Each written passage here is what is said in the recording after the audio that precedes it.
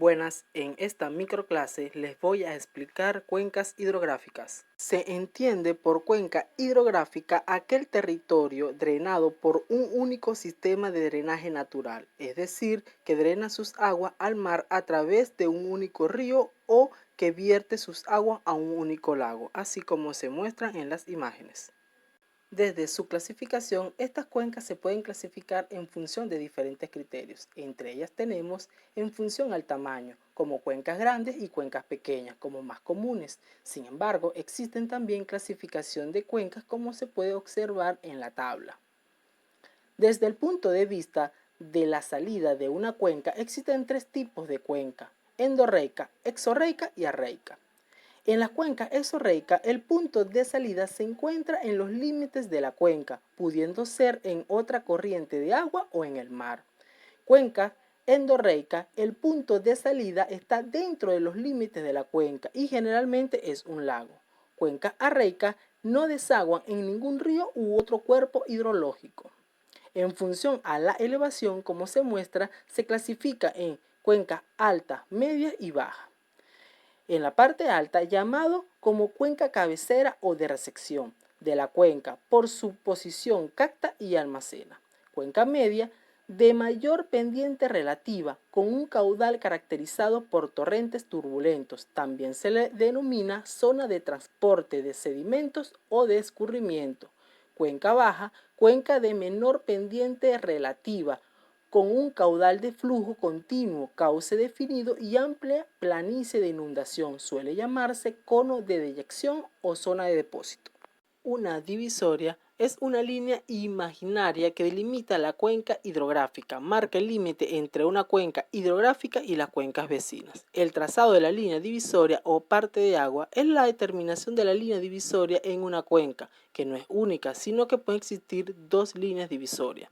Como se observa a mano izquierda, tenemos la divisoria freática, línea divisoria para las aguas subsuperficiales, línea determinada en función a los perfiles de la estructura geológica. A mano derecha se observa divisoria topográfica, línea divisoria de las aguas superficiales. Cuando se habla de las características fisiográficas de una cuenca, esta consiste en el estudio sistemático de los parámetros físicos de la cuenca, que es de gran utilidad práctica en la ingeniería, pues con base en ello se puede lograr una transferencia de información de un sitio a otro. Las características se deben a un gran número de factores geológicos y geomorfológicos. Entre ellas tenemos el área. Esta se define como la superficie en proyección horizontal, delimitada por la divisoria de una cuenca. Se determina sobre mapas topográficos elaborados a una escala conveniente y generalmente se expresa en kilómetros cuadrados o hectáreas. Cuando hablamos de longitud, perímetro y ancho, la longitud de la cuenca puede estar definida como la distancia horizontal del río principal entre un punto aguas abajo y otro punto aguas arriba. En el perímetro de la cuenca es un parámetro importante, pues en conexión con el área nos puede decir algo sobre la forma de la cuenca. El ancho se define como la relación entre el área y la longitud de la cuenca. En la forma de la cuenca, esta se define como la tasa de escurrimiento de agua que le llega a la corriente principal a lo largo de su curso, desde que nace hasta su desembocadura, y se calcula mediante la expresión que se observa. En función a su elevación, estas se clasifican como se muestran. Elevación máxima, que está determinada por la cota superior que aparece dentro de la cuenca, indicada por las curvas de nivel o un valor de referencia. Elevación mínima constituye la cota de menor que aparece en el área de la cuenca, no coincidiendo necesariamente con el punto de desagüe final del curso principal, por ejemplo, en áreas de depresión. Elevación promedio, esta es obtenida a partir del promedio entre la elevación máxima y elevación mínima existente dentro de la cuenca. Su desnivelación se obtiene restando la elevación máxima y la elevación mínima dentro de la cuenca. Hablando de la corriente o cauce principal, esta suele estar definido como aquel cuerpo de agua o río con mayor longitud de cauce en kilómetros, por lo tanto, con una mayor área de drenaje.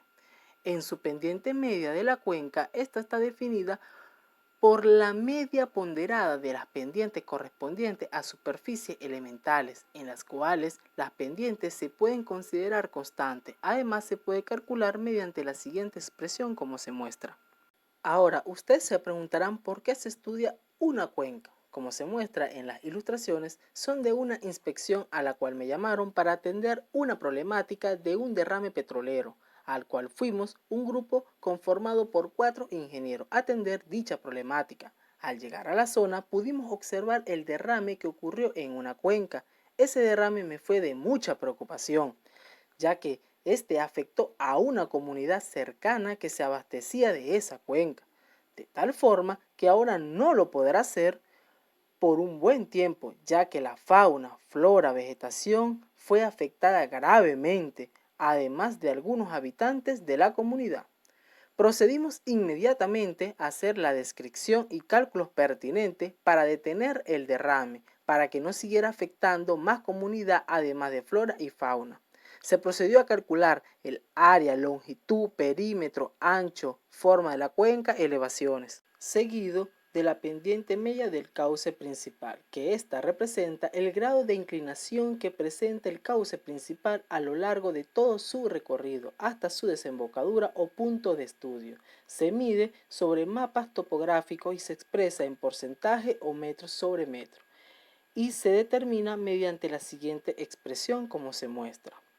Continuando con el tiempo de concentración, que es el tiempo en horas recorrido por un volumen unitario de escurrimiento superficial, para trasladarse desde el punto más remoto en la divisoria de la cuenca hasta el punto de estudio de desembocadura del río, y se calcula mediante las ecuaciones que se muestran.